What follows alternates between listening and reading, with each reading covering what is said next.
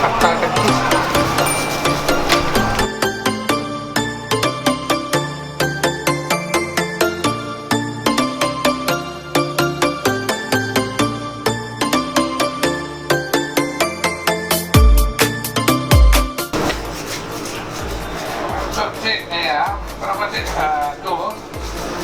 Yang telah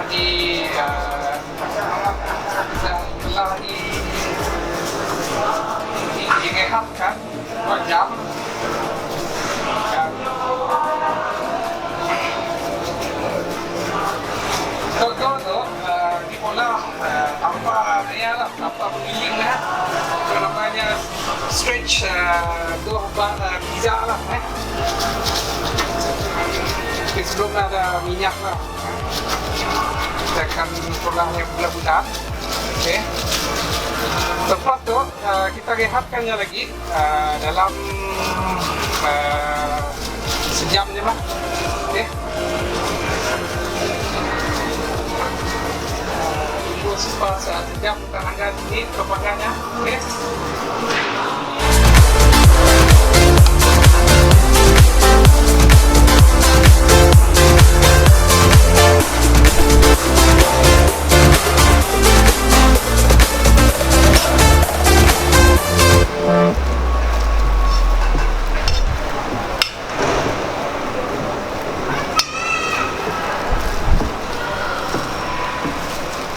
Apa proses yang tengah berlaku? Tadi tu dah ditunuk tadi. Okey. Masukkan lah cheese.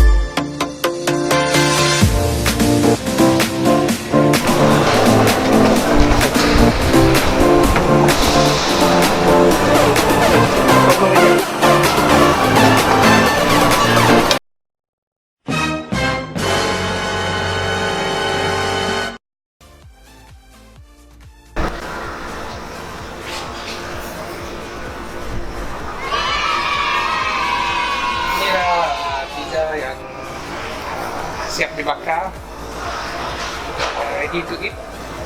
InsyaAllah. Bismillahirrahmanirrahim.